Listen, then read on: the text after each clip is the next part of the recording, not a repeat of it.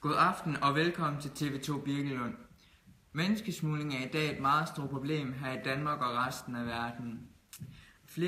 Op til flere tusind bliver smuglet fra fattige lande og til rigere lande årligt, hvorefter de ansøger om asyl og får flere penge i de lande, som de er smuglet ind i.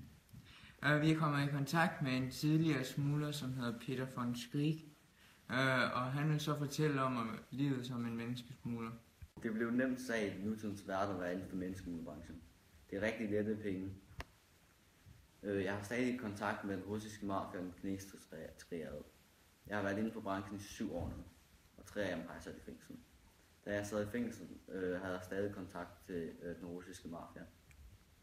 Mafiaen han sendte breve til mig, da jeg sad i fængsel.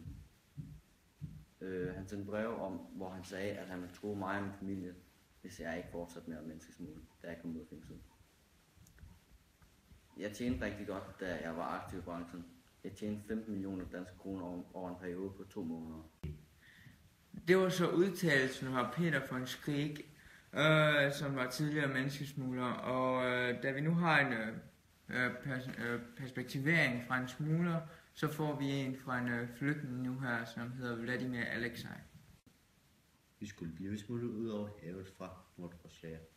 Altså min familie blev skubbet ud af båden, da vi var halvvejs ude at gøre meget. Men nu er det snart 5 år siden, jeg kom til Danmark. Jeg lever et godt liv med min nye familie og kone. I danskere. Da vi skulle rejse, skulle vi sælge alle vores genstande og vores hus. Det koster omkring 300.000 russiske rubler, så svarer til 30.000 danske kroner. Vi flygtede, fordi vi ikke har mange penge havde, og så var vi også lidt forsøgt af banditter. Vi beklager meget, hvis han er svær at forstå. Han er jo som sagt ikke dansker.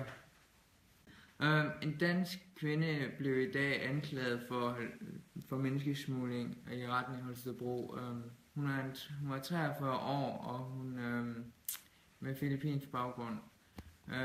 Og så hjalp hun 350 filippiner over grænsen, og det har hun tjent flere millioner på. Hun har 20 medarbejdere, som hjælper de filippinerne med at få visum.